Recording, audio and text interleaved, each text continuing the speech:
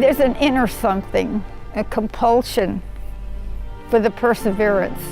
It's that constant reach, it's that constant effort that you have to put in, and Dolly to this day puts in those efforts and practices immensely and trains hard to continue to stay at the top of her game. You get so involved and so wrapped up in the story and the passion and the grace that she just takes you away with her. Dolly has that way with people. She knows how to style and how to invite the audience to feel the emotion of the piece. She lives a story. She lives the music. It's not enough to do a trick and a trick and a trick. It's more than that. It's a whole. She's just so naturally talented that she's very gifted and connects directly with the audience. Each audience member believes that she's performing for them, individually. And that's a great, great talent. She has brought it up to a level of real beauty that leaves you a little bit speechless in performance. I often sit there and I can't applaud because I'm still flying with her. I met Dolly as a young child. My mom and dad, of course, performed, being that I come from a generational family. And as we were touring, we would, every once in a while, we'd be performing under the same show as Dolly. And I remember from a young age just being infatuated with her. She is absolutely beautiful. And like I said, even growing up through my teen years, she was always, I always adored her. Not just for her performance abilities, which are beyond comprehension. The best female aerialist of our generation, and I would say the most beautiful. She's a ballerina in the air. Dolly Jacobs doesn't sing or quilt or play an instrument, she flies. She dances in the air. She is a circus aerialist and the first one ever to be an NEA National Heritage Fellow.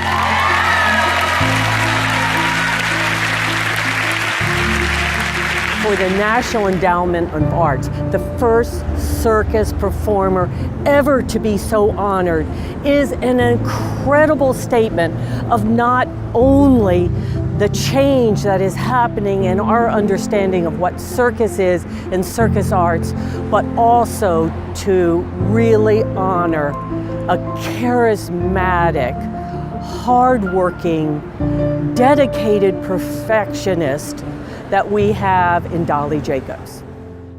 It was a wow moment. It was a wow moment for Dolly.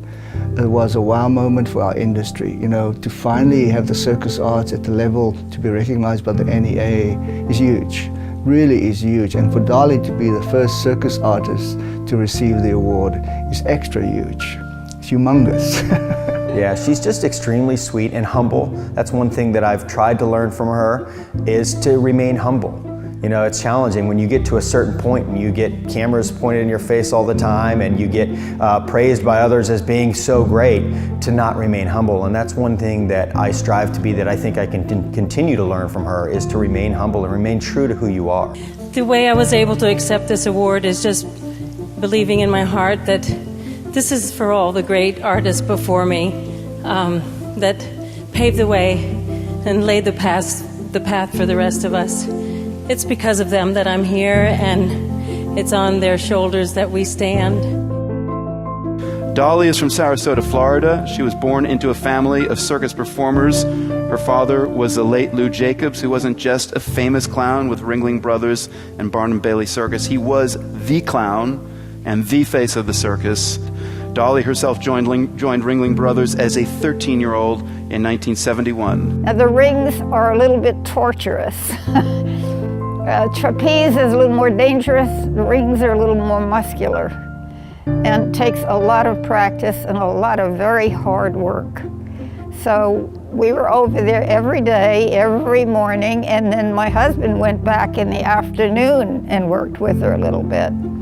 And finally, with the heat coming on, and we were, sort of at a plateau, he said, well, call up your dad and say, now.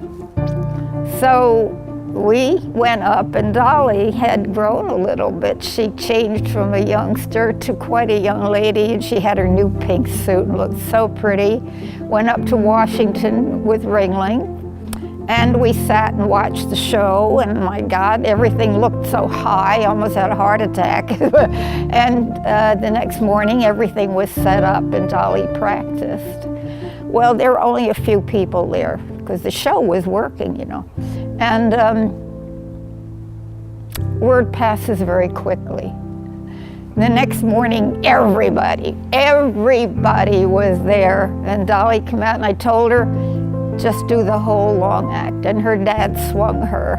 And she was on the show that night. And from then on, she ended up about 2 years over at Invitation at Monte Carlo. And then her final trick was a most unique trip where she went from the rings to a somersault to a web, a straight rope hanging from the ceiling to the base of the arena. And she used no net, nothing connecting her at all, and she literally threw herself to the web.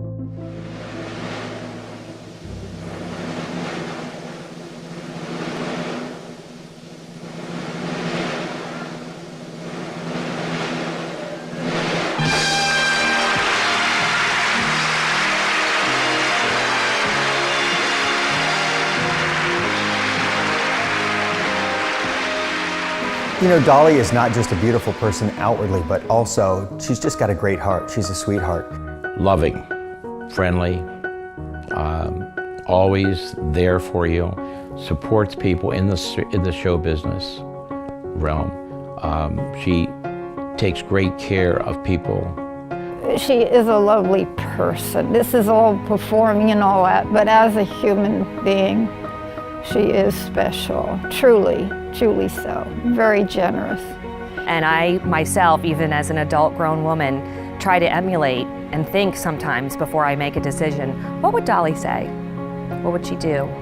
How would she handle this? And so that's a true role model. That's a role model that Sailor Circus and the generations to come of circus should know about her. That she cherishes her art form, but she cherishes integrity and a generous spirit even more.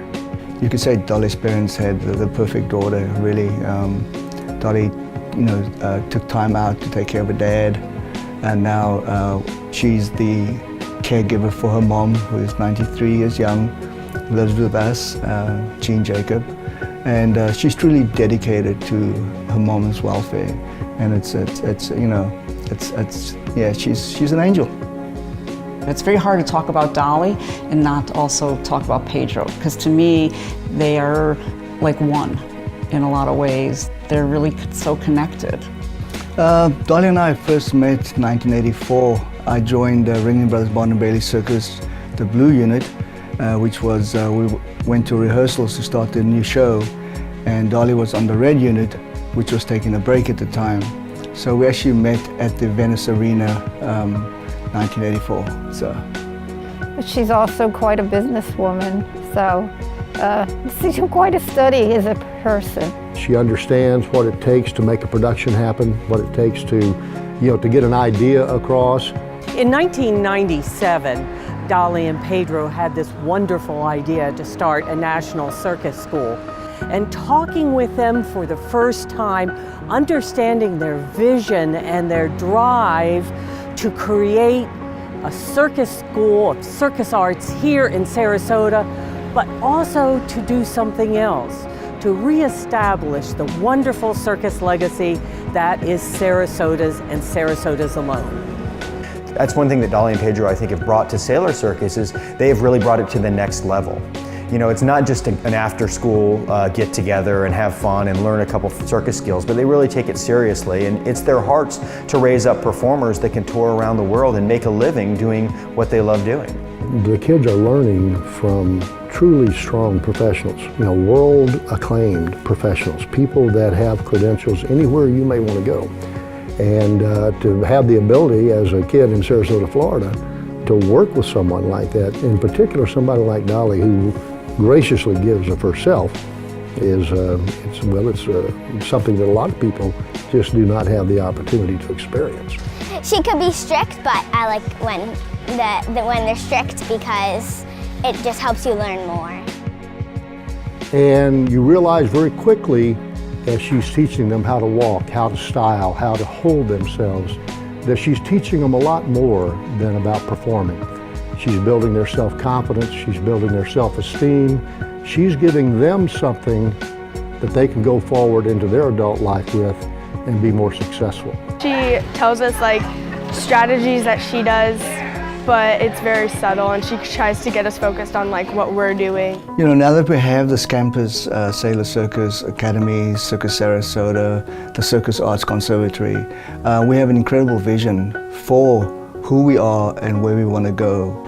It is an incredible testament to these two people and their drive, determination, and dedication to uplift the circus, not only in this community, but in the nation and internationally. It's easy to talk about somebody who makes so many contributions, not just to their art form or not just to their nonprofit, but to people. Dolly invests in people, and so she gets that back because she is such a loving, generous person. Yeah, she's an artist of an extreme high stature. There aren't many artists out there that you can say are one of a kind, and Dolly truly is one of a kind.